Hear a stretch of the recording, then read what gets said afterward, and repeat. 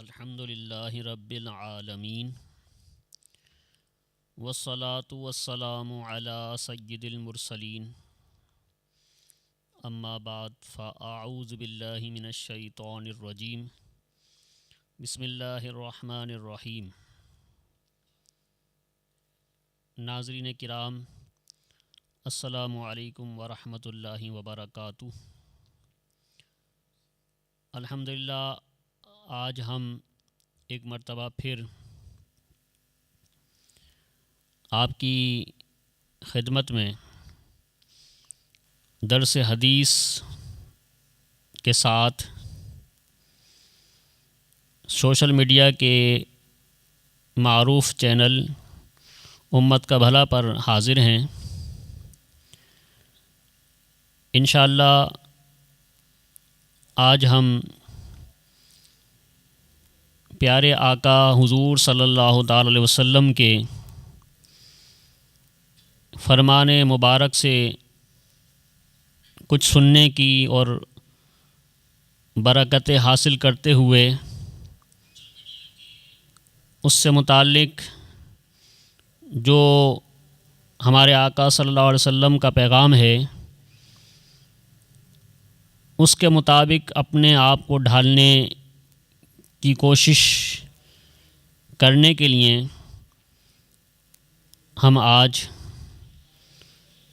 اس حدیث مبارک کو سن رہے ہیں۔ آئیے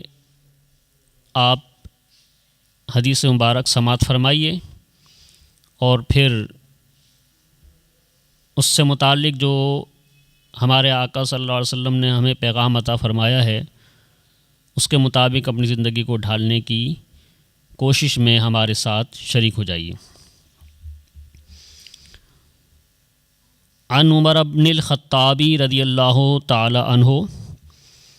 قال بینما نحن عند رسول اللہ صلی اللہ علیہ وسلم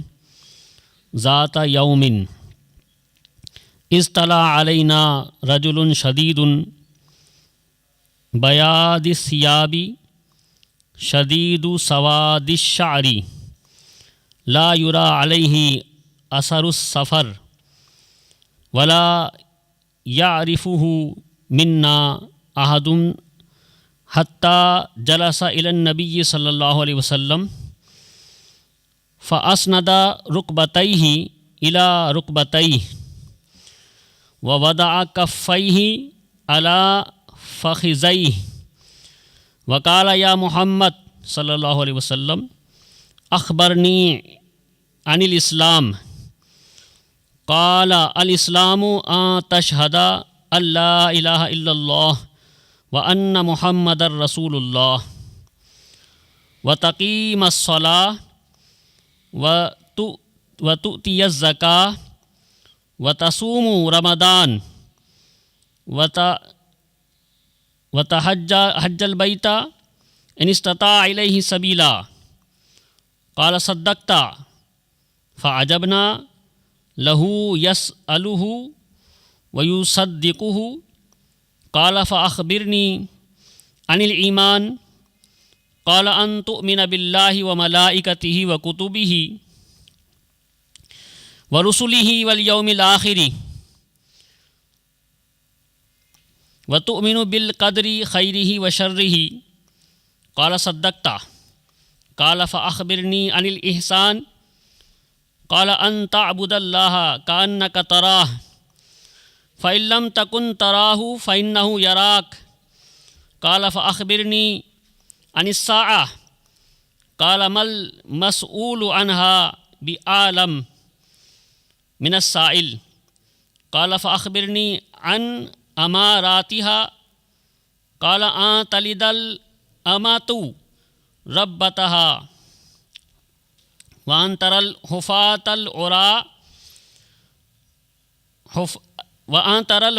العراة آلة رئاء الشاء ينطاولون من البنيان قال ثم انطلق فلبست مليا ثم قال لي يا عمر أتدري من السائل قلت اللہ ورسولہ عالم قال فإنہ جبریل اتاکم یعلمکم دینکم رواہ مسلم۔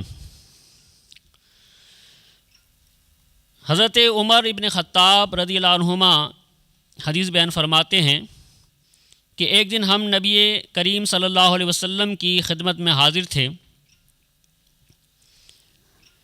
ایک صاحب ہمارے سامنے نمودار ہوئے جن کے کپڑے بہت سفید اور بال کالے تھے، ان پر آثار سفر ظاہر نہ تھے اور ہم میں سے کوئی انہیں پہچانتا بھی نہ تھا، یہاں تک کہ حضور صلی اللہ علیہ وسلم کے پاس بیٹھے اور اپنے گھٹنے حضور صلی اللہ علیہ وسلم کے گھٹنوں شریف سے مس کر دیے، یعنی دوزانوں بیٹھے اور اپنے گھٹنے حضور صلی اللہ علیہ وسلم کے گھٹنوں شریف سے مس کر دیے اور اپنے ہاتھ اپنے زانوں پر رکھے، جیسے نماز میں اتحیات میں بیٹھتے ہیں اس انداز میں بیٹھے، اور عرض کی اے محمد صلی اللہ علیہ وسلم مجھے اسلام کے متعلق بتائیے۔ فرمایا کہ اسلام یہ ہے کہ تم گواہی دو کہ اللہ کے سوا کوئی معبود نہیں اور محمد صلی اللہ علیہ وسلم اللہ کے رسول ہیں، اور نماز قائم کرو،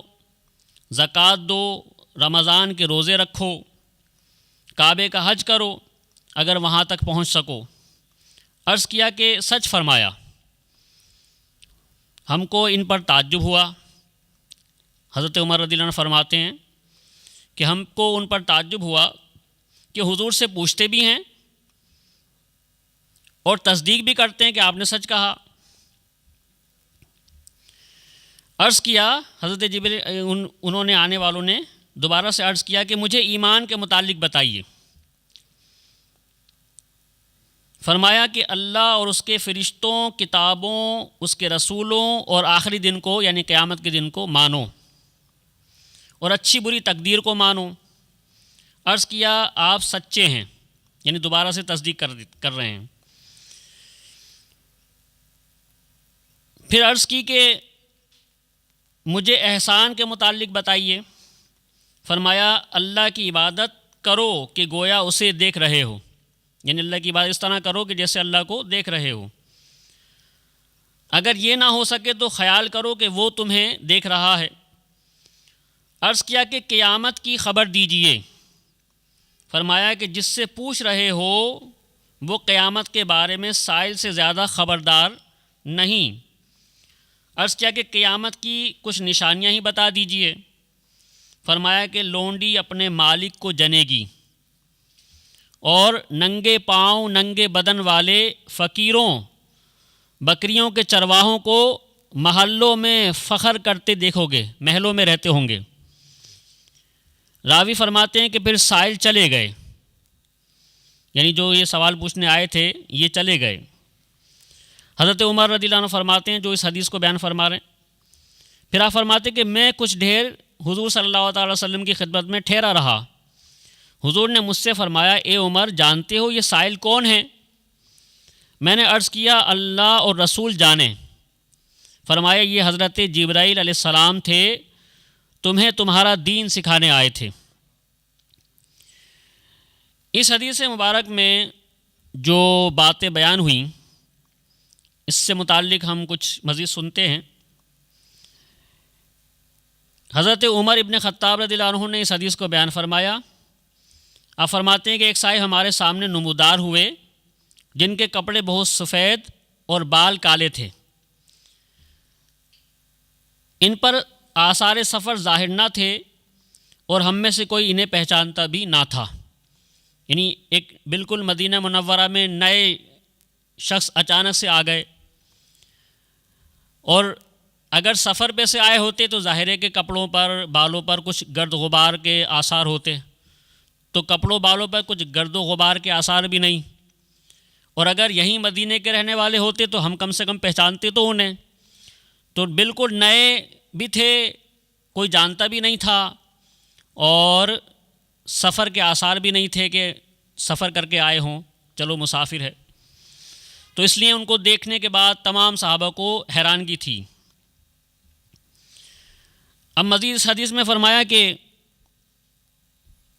یہاں تک کہ وہ شخص جب آئے تو حضور صلی اللہ علیہ وسلم کے پاس بیٹھے اور اپنے گھٹنے حضور کے گھٹنوں شریف سے مس کر دیے، یعنی دو زانوں ہو کے بیٹھ گئے۔ تو اب اس سے ہمیں، چونکہ اس حدیث کو ہم نے سنا ابھی، اس میں بتایا گیا کہ وہ تمہیں تمہارا دین سکھانے آئے تھے، تو آپ اندازہ لگائیے کہ جبرائیل علیہ السلام حضور صلی اللہ علیہ وسلم کی خدمت میں آ کے اس طرح حاضر خدمت ہوئے اور اس طرح بیٹھے کہ دو زانوں ہو کے بیٹھ گئے اور اپنے گھٹنے حضور صلی اللہ علیہ وسلم کے گھٹنوں سے، یعنی بالکل جب استاد کے پاس بندہ علم سیکھنے آئے تو استاد سے قریب ہو کے بیٹھے، تاکہ جو ہے وہ استاد کو بار بار سمجھانے کی، بار بار بتلانے کی زحمت نہ ہو، اور استاد ایک مرتبہ جب بات ارشاد فرما دیں، کوئی بات سمجھا دیں، تو بندہ جو ہے، طالب علم جو ہے، وہ اس کو بغور سن لے اور سمجھنے کی کوشش کرے۔ تو یہ انہوں نے استاد کے سامنے علم حاصل کرنے کے لیے بیٹھنے کا ایک انداز سکھایا۔ پھر دو زانوں بیٹھے۔ حضور صلی اللہ علیہ وسلم کی بارگاہ کا ادب بھی ہے، تو اب اگر کوئی شخص حضور صلی اللہ تعالی وسلم کے روضہ انور پہ جا کر ہاتھ باندھ کے نماز کی طرح کھڑا ہو کے صلاۃ والسلام پڑھے، تو جبرائیل علیہ السلام نے ہمیں یہ بتایا کہ دو زانوں ہو کے جیسے اتحیات میں بیٹھتے ہیں اپنے زانوں پہ ہاتھ رکھ کے،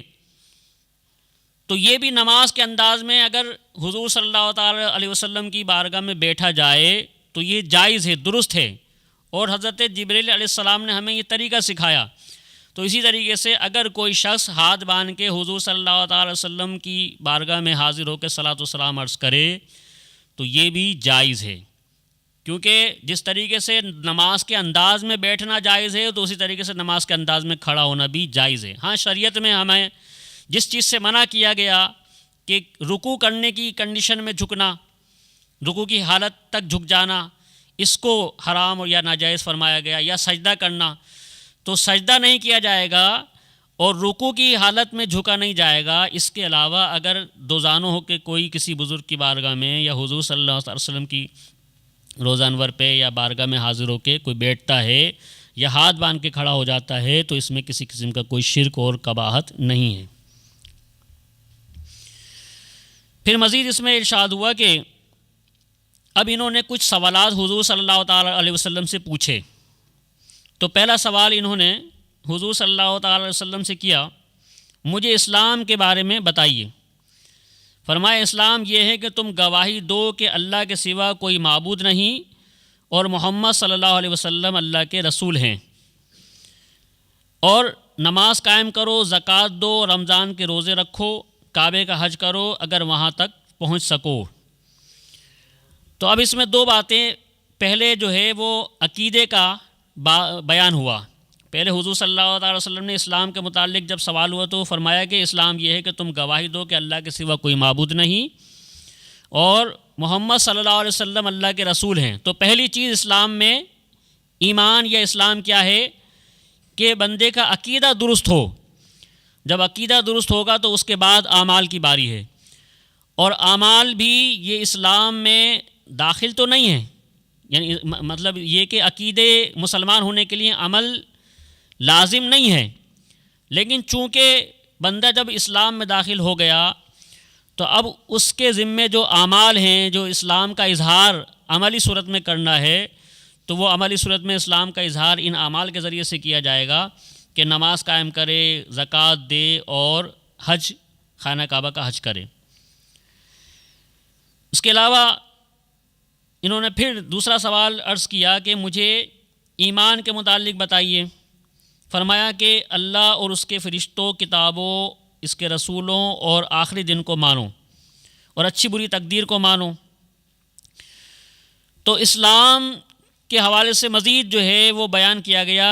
ایمان کیا ہے، اسلامی اور عقائد یا ایمانیات کیا ہیں، کہ بندہ اللہ تبارک و تعالیٰ کو بھی مانے، اپنا معبود، اور اللہ کے محبوب صلی اللہ تعالیٰ علیہ وسلم کو اللہ کا رسول مانے، اور اس کے بعد جو ضروریات دین میں سے ہے ان چیزوں کو بھی مانے، کہ فرشتوں کو، کتابوں کو اور اس کے رسولوں، آخری دن کو، تقدیر کو مانیں. یہ چیزیں بھی عقائد کا ایمانیات کا حصہ ہے. اب اس سے یہ بات بھی پتہ چلی کہ ہمارے آقا صلی اللہ تعالی علیہ وسلم پچھلی رسولوں کو بھی جانتے ہیں, پچھلی کتابوں کو بھی جانتے ہیں. تو حضور صلی اللہ تعالی علیہ وسلم کے علم پر بھی اس حدیث سے دلالت ملتی ہے کہ ہمارے آقا صلی اللہ تعالی علیہ وسلم جو ہیں وہ آپ کو اللہ تبارک و تعالی نے تمام انبیاء کرام علیہ السلام کے حوالے سے اور کتابوں کے حوالے سے بھی آگاہی عطا فرمائی. پھر فرمایا کہ مجھے احسان کے متعلق بتائیے. فرمایا اللہ کی عبادت کرو کہ گویا اسے دیکھ رہے ہو. اگر یہ نہ ہو سکے تو خیال کرو کہ وہ تمہیں دیکھ رہا ہے. یعنی یہ ایمان کی پختگی کے حوالے سے بیان کیا گیا کہ بندہ تقوی و پرہیزگاری اور ایسے خشوع و خضوع کے ساتھ عبادت کرے کہ جیسا کہ اللہ ہمیں یعنی ہم اللہ کی بارگاہ میں حاضر ہیں, اللہ کو دیکھ رہے ہیں. تو یہ ایک ہمیں احساس دلایا گیا کہ اگر بالفرض ہم اللہ کو دیکھ رہے ہوتے تو ہماری عبادت کا کیا حال ہوتا, کیا ہمارا دل ہماری توجہ کسی اور طرف بٹتی؟ یقیناً نہیں بٹتی. تو ہمیں ایک احساس دلایا گیا کہ بندہ جب عبادت کرے تو ایسے کرے کہ گویا کہ ایسا اپنے اوپر خوف و خشیت, خشوع و خضوع کی کیفیات ایسے اپنے اوپر طاری کرے کہ جیسے اللہ کو دیکھ کے عبادت کر رہا ہے. اور ظاہر ہے کہ یہ انسان کے بس کی بات نہیں ہے کہ دنیا میں کوئی شخص جو ہے اللہ تبارک و تعالیٰ کو دیکھے. اللہ تبارک و تعالیٰ کے محبوب صلی اللہ تعالی علیہ وسلم کو معراج میں اللہ نے اپنا دیدار عطا فرمایا. تو یہ ہمارے آقا صلی اللہ تعالی علیہ وسلم کی شان ہے. حضور صلی اللہ تعالی علیہ وسلم کے علاوہ